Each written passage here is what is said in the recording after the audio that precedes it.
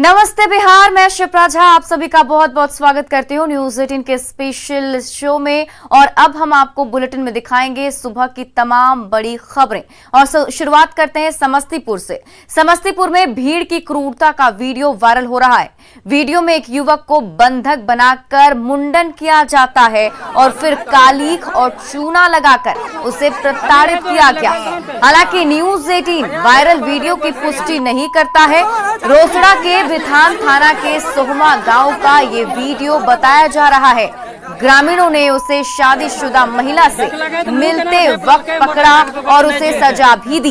ये भी कहा जा रहा है कि महिला को लेकर युवक फरार हो गया था, जिसे ग्रामीणों ने पकड़ा था। पुलिस को इस वायरल वीडियो की जानकारी नहीं है, लेकिन तस्वीरें आपके सामने हैं। आप तस्वीरों में देखिए कैसे समस्तीपुर में लोगों ने उस युवक को पकड़ा है और उसका मुंडन किया जा रहा है। बताया जा रहा है कि ये लड़का किसी विवाहिता महिला से मिलने पहुंचा था। उसी वक्त गांव वालों ने इसे देख लिया और उसे पकड़ लिया। और इस खबर पर अधिक जानकारी के साथ हमारे सहयोगी मुकेश हमारे साथ जुड़ चुके हैं। मुकेश, फिलहाल क्या कुछ अपडेट है इस खबर पे?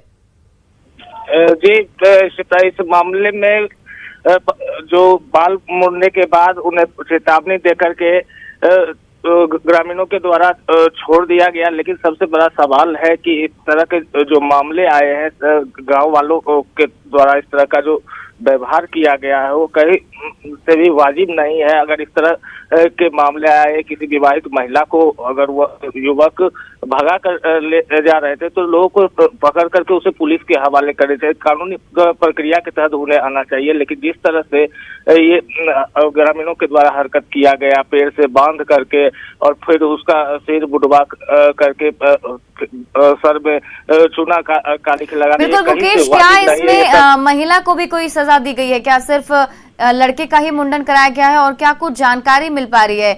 लड़का किस गांव का था, कहां से आया था, कुछ जानकारी मिल पा रही है इसके बारे में? जो युवक है वह वहाँ पड़ोस के ही गांव का है और ये जानकारी मिल रही है कि शादी से लड़की के शादी से पूर्व से उस का प्रेम संबंध उस महिला के साथ था। और पिछले जो जानकारी मिल रही है, एक बार पहले भी वह उस लड़की को लेकर के फरार हुआ था। लेकिन बाद में पंचायत हुआ, उसमें वह लड़की को लेकर के हाजिर हुआ और पंचायत ने उसे हिदायत दी थी कि इस तरह की घटना नहीं करनी है। लेकिन फिर उसके द्वारा इस तरह की घटना की गई। लेकिन वह उसके लड़के के द्वारा गलतियां जरूर हुई है, लेकिन लोगों को कानूनी प्रक्रिया के तहत आना चाहिए था। इस तरह से जो उन्होंने इंसाफ किया है ये कहीं से भी बिल्कुल बहुत बहुत शुक्रिया मुकेश तमाम जानकारी के लिए। तो समस्तीपुर से खबर आपको बता रहे थे, ये वायरल वीडियो है। इस वीडियो में देखिए लड़के का मुंडन किया जा रहा है और जैसा कि हमारे सहयोगी मुकेश ने बताया कि ये प्रेम प्रसंग का मामला है। बताया जा रहा है कि महिला की शादी से पहले ही दोनों प्रेम करते थे एक दूसरे से और शादी के बाद ये लड़का महिला से मिलने के लिए पहुंचा करता था। बिहार में शादी समारोह में लॉकडाउन के नियमों की लगातार धज्जियां उड़ रही हैं। ताजा मामला बिहार शरीफ का है, जहां बिंद के रामपुर गांव में आयोजित एक शादी समारोह में डीजे की धुन पर जमकर ठुमके लगे। इस दौरान दर्जनों लोग मौजूद थे, जिसमें बच्चे भी शामिल थे। लेकिन किसी ने भी मास्क नहीं पहना था। इतना ही नहीं, सोशल डिस्टेंसिंग का भी किसी ने ख्याल नहीं रखा। हालांकि मामले की जानकारी मिलने पर पुलिस गांव पहुंची और मामले की जांच शुरू कर दी गई है।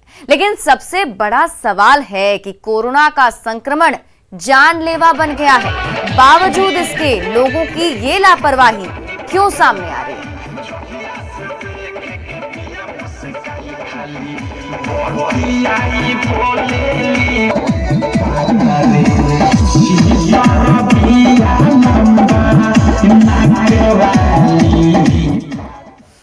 कोरोना संकट में एम्बुलेंस की भारी कमी महसूस की जा रही है। लेकिन पश्चिमी चंपारण में एम्बुलेंस को लेकर कई तरह का गोरख धंधा चल रहा है।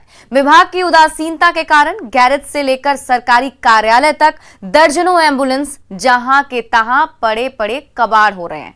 हद तो ये है कि यहां पर एक ही नंबर पर 2 एम्बुलेंस भी चलाई जा रही है, तो कुछ ऐसी भी एम्बुलेंस है जो उद्घाटन के इंतजार में सरकारी कार्यालय का शोभा बढ़ा रही है। समाहरणालय परिसर से लेकर पथ निर्माण विभाग में कई एम्बुलेंस धूल फांक रही है, कई एम्बुलेंस के इंजन गायब हो चुके हैं और सबसे बड़ी बात कि कबाड़ हो रही एम्बुलेंस को भी संबंधित अधिकारी कागजों पर दौड़ती हुई बता रहे हैं। और ये तस्वीरें आपके सामने है एम्बुलेंस की। 1794 नंबर की नंबर पता है। आपके यहाँ सर कितना गाड़ी मिली थी पथ निर्माण विभाग में? 2 मिली। तो एक तो यहाँ लगी है, दूसरी गाड़ी में चल रही है लगा हुआ में लगा हुआ। उसमें 11 एम्बुलेंस ऐसे थे जो पिछले साल लगभग 1.5 वर्ष पहले एनडीआई द्वारा परित्यक्त घोषित किए जाते थे। उस 11 के अगेंस्ट में हमको 5 एम्बुलेंस मिल चुका था। वो 5 एम्बुलेंस हमारे चल रहे हैं। बैरिया, मैना टाइम, नौतन, सीटा और मधुलिया में 5 एम्बुलेंस दिए जा चुके हैं। बाकी के 6 एम्बुलेंस जब आएंगे तो उसको दिया जा सकता है। 5 एम्बुलेंस अलग से हमको मिला हुआ है जो AAJ के लिए है। वो अलग अलग ब्लॉक्स में है। मधुलिया, नरकटिया, जोगापट्टी, पिपरासी और बगहा 1 में। स्वास्थ्य विभाग के कायाकल्प योजना में रोहतास का काराकाट सामुदायिक स्वास्थ्य केंद्र राज्य भर में अव्वल आया है, जिसके बाद डीएम धर्मेंद्र कुमार खुद काराकाट PHC को देखने पहुंचे। इस दौरान उनके साथ सिविल सर्जन भी थे। दोनों ने काराकाट PHC में व्यवस्थाओं का जायजा लिया। डीएम ने कहा कि जिले के बाकी PHC को भी इसी तर्ज पर विकसित किया जाएगा। इंस्पेक्शन नहीं हुआ है, बेसिकली मोटिवेट करने के लिए हम गए थे। अभी जो स्टेट का रैंकिंग आया है उसमें नंबर 1 CHC के रूप में उसका नाम आया है। तो हम लोग एक बार इंफ्रास्ट्रक्चर को जाकर के हम लोगों ने देख भी लिया है और हम लोग का उद्देश्य है कि डिस्ट्रिक्ट के बाकी अस्पतालों का भी इंफ्रास्ट्रक्चर, डॉक्टर का यूज, बाकी सब उनके ही स्तर का हो। तो बेसिकली मोटिवेशन के लिए था और हम लोग का सार्थक ये रहेगा कि सभी जगह उसी टाइप की सुविधा हम लोग दे पाएँ। गोपालगंज सदर अस्पताल में चल रहे कैंटीन का प्रशासन ने बंद करा दिया है। जिला प्रशासन और अस्पताल प्रबंधन ने कई बार नोटिस जारी कर इसे बंद करने को कहा था। बावजूद निर्देशों को दरकिनार करके ये कैंटीन का संचालन किया जा रहा था, जिसके बाद एसडीएम ने ये कार्रवाई की। गोपालगंज सदर अस्पताल में नाक के नीचे अवैध कैंटीन चलाया जा रहा है। अभी आप देखेंगे यहाँ पर कि हॉस्पिटल कैंटीन के नाम से ये बना हुआ है एक बिल्डिंग जो है और इसके अंदर कैंटीन चलाया जा रहा है। सबसे बड़ी बात है कि सरकार ने ऐसे किसी भी कैंटीन को बंद करने के लिए निर्देश दिया है। और देखें यहाँ पर कि ये कैंटीन पिछले 2 महीने से अवैध तरीके से चल रहा है, क्योंकि जीविका दीदियों को ऐसे कैंटीन चलाने की जिम्मा दिया गया है। जीविका दीदी की रसोई के नाम से कैंटीन चलाना है, लेकिन अभी सदर एसडीएम के द्वारा कई बार नोटिस देने के बाद भी ये कैंटीन यहाँ पर चल रहा था बदस्तूर। लेकिन आज एसडीएम ने खुद कंप्यूटर से लिया है इसको और इसके बाद जो है इस कैंटीन को बंद करने की बात शुरू की गई है, उसे खाली कराया जा रहा है। हम खुद बात करेंगे एसडीओ साहब से। सर, ये तो अवैध तरीके से चल रहा था, आपने खुद संज्ञान लिया मामले को लेकर? नहीं, पहले ये अलॉट हुआ था यहाँ पे कैंटीन चलाने के लिए। सरकार का आदेश आ गया है कि सभी सदर अस्पतालों में दीदी की रसोई चलेगी, जो जीविका समूह द्वारा चलना है, और अन्य प्रकार के जो भी पहले से चलते थे उनको बंद किया गया। उस आधार पर सिविल सर्जन ने इनको कई बार नोटिस कर दिया कि आप खाली कीजिए, यहाँ दीदी की रसोई का संचालन किया जाना है। एक दिन मेरे भी संज्ञान में आया, मैं भी आके इनको बोला, 2 दिन का टाइम दिया गया था, उसके बावजूद भी ये खाली नहीं किया। फिर इनको बताया गया कि फिर खाली कर दीजिए, फिर 2 दिन का भी, ऐसे करके ये कई दिनों से ऐसे ये टाल मटोल कर रहा है और खाली नहीं करा रहा है।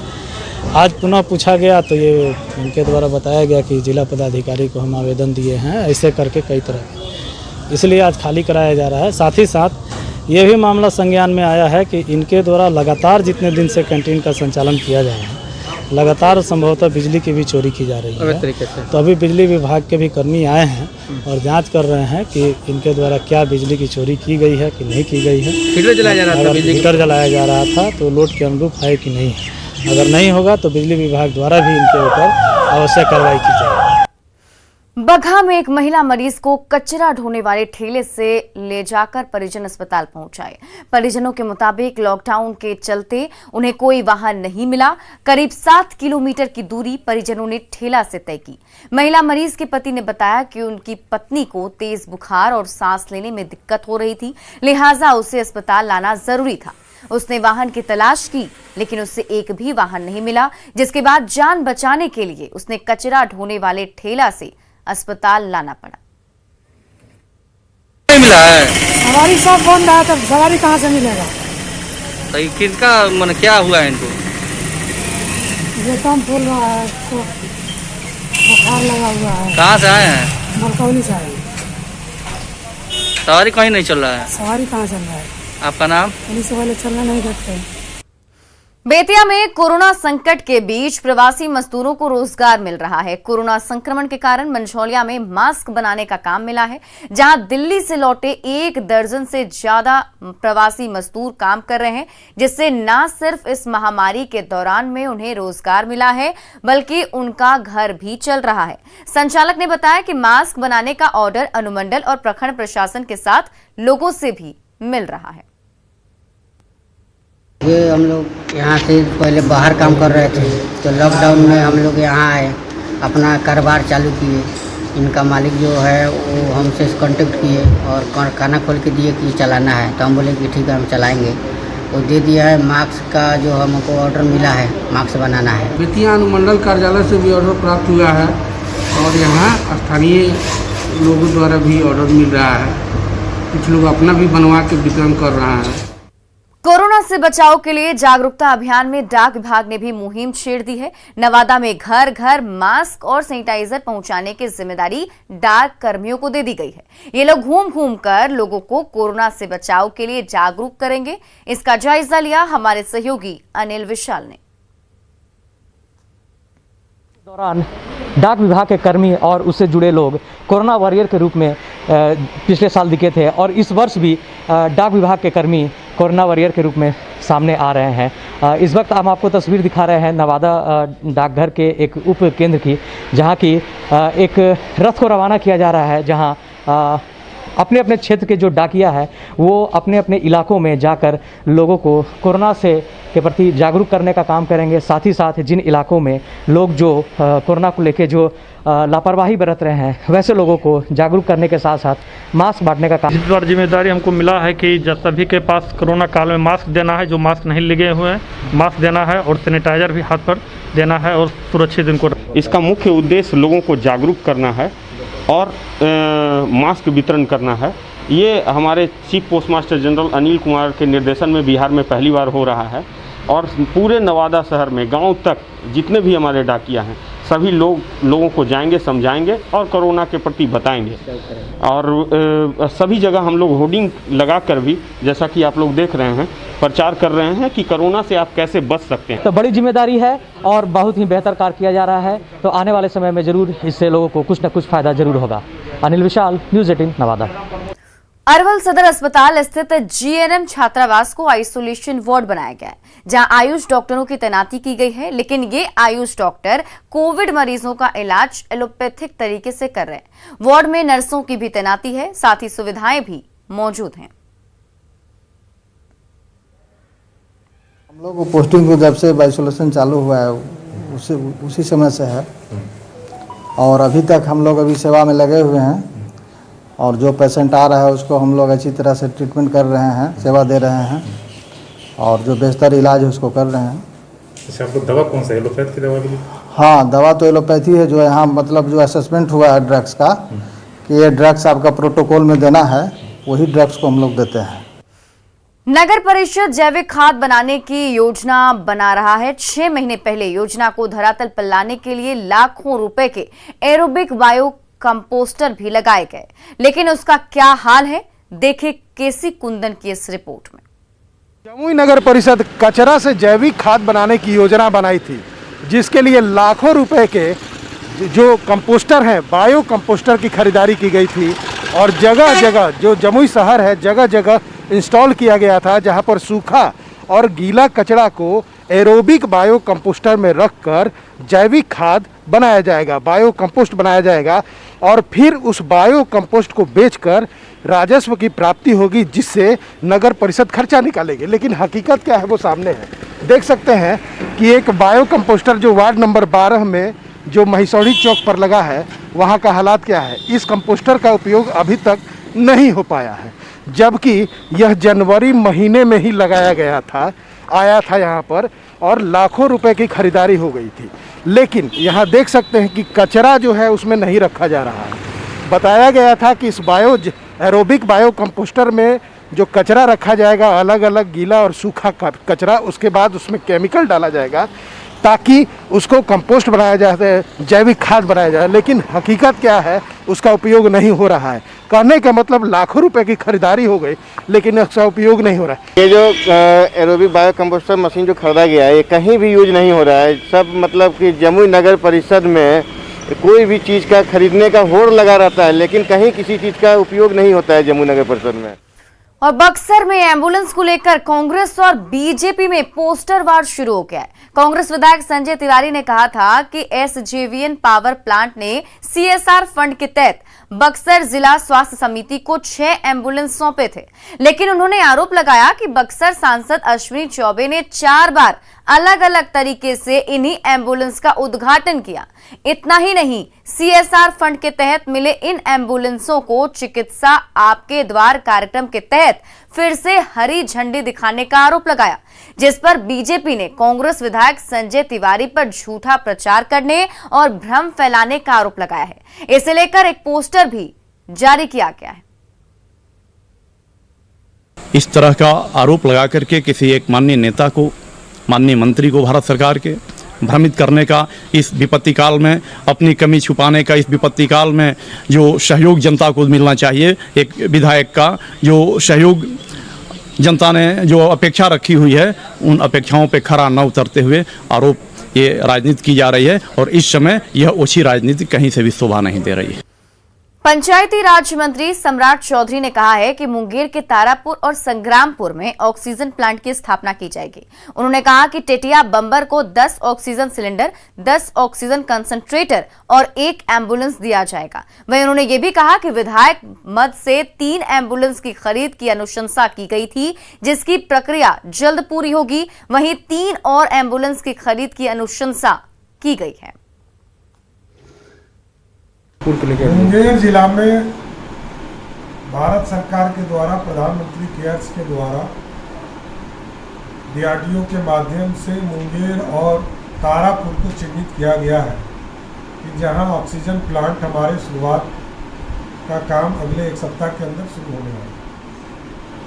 अब खड़गपुर, क्योंकि खड़गपुर में भी पूरा जंगल का इलाका है, पूरे एक बड़ी आबादी हमारा बच जाता है, हम लोगों ने तय किया कि 15 फाइनेंस से अथवा दूसरे किसी अन्य स्रोत से हम लोग खड़गपुर में भी ऑक्सीजन प्लांट का निर्माण अगले कुछ दिनों में शुरुआत करने का काम करेंगे। और यार रुकें छोटे से ब्रेक के लिए, ब्रेक के बाद जल्द लौटते हैं।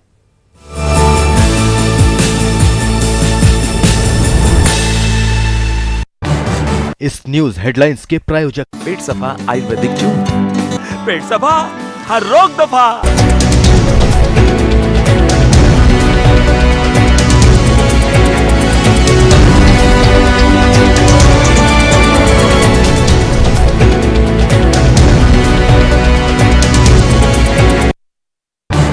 इस न्यूज हेडलाइंस के प्रायोजक पेट सफा आयुर्वेदिक चूर्ण। पेट सफा हर रोग दफा।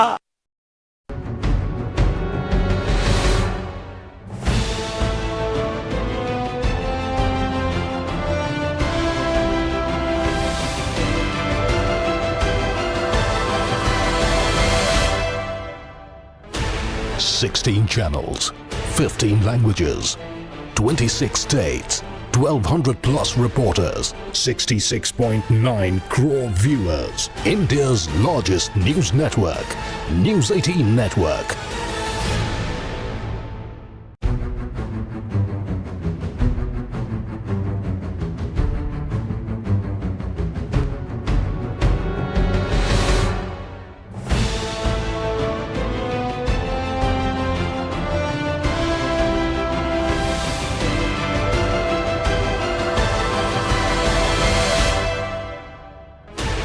16 channels, 15 languages, 26 states, 1200 plus reporters, 66.9 crore viewers. India's largest news network, News 18 Network.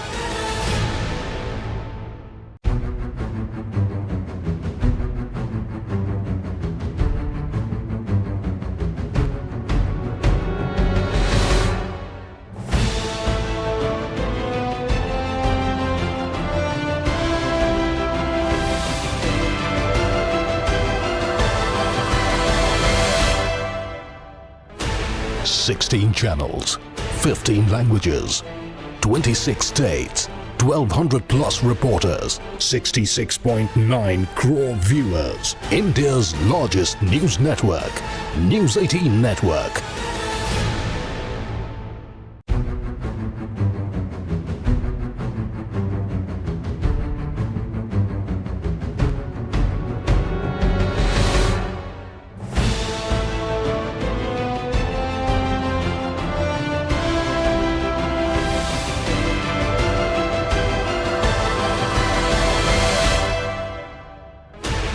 Sixteen channels, 15 languages, 26 states. अधिक एनर्जी और इम्यूनिटी सप्लीमेंट पेश करते हैं आज की सुर्खियां।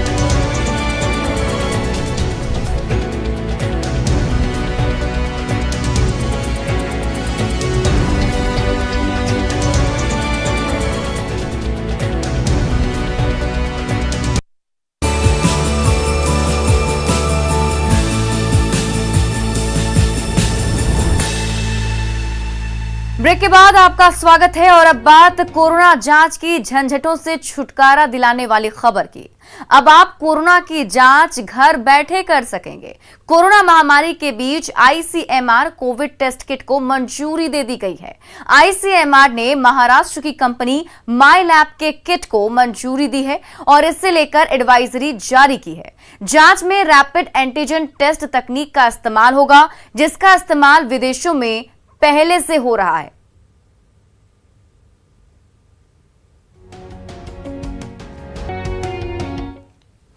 अब आइए आपको बताते हैं कि होम टेस्टिंग किट से घर बैठे कोरोना की जांच आप कैसे कर सकते हैं। जांच करने से पहले यह सुनिश्चित कर लें कि आप में कोरोना के लक्षण हैं या फिर नहीं। अगर कोरोना के लक्षण हैं तभी आप कोरोना की जांच करें या कोरोना मरीज से संपर्क में आने पर ही टेस्ट करें। इसके लिए गूगल प्ले से संबंधित मोबाइल ऐप डाउनलोड करें और होम टेस्टिंग किट पर दिए गए निर्देशों का पालन करें। होम टेस्टिंग किट से जांच से संक्रमण का पता चल जाएगा और जांच के बाद टेस्ट में स्ट्रिप पर आए रिजल्ट की तस्वीर लें और उसे अपने पास सुरक्षित रखें। तो ये प्रक्रिया है जिससे आप घर बैठे अपना जांच कर पाएंगे। महाराष्ट्र सरकार ने राज्य में आने वाले सभी लोगों के लिए आरटी-पीसीआर की रिपोर्ट को जरूरी कर दिया है। विमानों के बाद अब ट्रेनों से सफर करके पहुंचने वाले यात्रियों के लिए भी इसे अनिवार्य किया गया है। महाराष्ट्र के किसी भी शहर में जाते हैं तो नेगेटिव रिपोर्ट जरूरी है, नहीं तो आपको स्टेशन पर उतरने के बाद क्वारंटीन कर दिया जाएगा। रिपोर्ट महाराष्ट्र राज्य में प्रवेश के समय से अधिकतम 48 घंटे के अंदर की होनी चाहिए। उद्धव ठाकरे सरकार ने इससे लेकर रेलवे को एक दिशा निर्देश भी जारी किया था, जिसे रेलवे ने लागू कर दिया है। दरअसल महाराष्ट्र के मुंबई, नासिक, पुणे समेत कई शहरों में कोरोना वायरस का संक्रमण बेहद तेज है, जिसे देखकर यह फैसला लिया गया है। पूर्व मध्य रेल ने भी पैसेंजर से अपील की कि सफर के दौरान कोविड प्रोटोकॉल का पालन करें।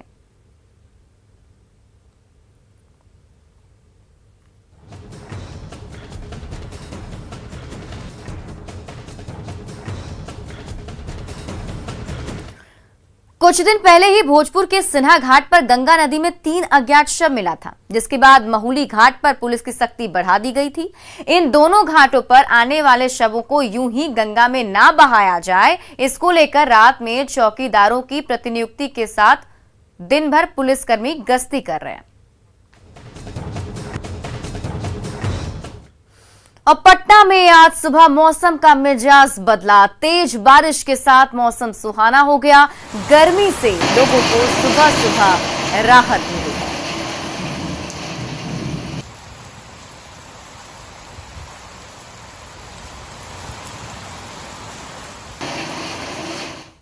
और फिलहाल इस बुलेटिन में बस इतना ही, लेकिन न्यूज़ 18 बिहार झारखंड पर खबरों का सिलसिला लगातार जारी।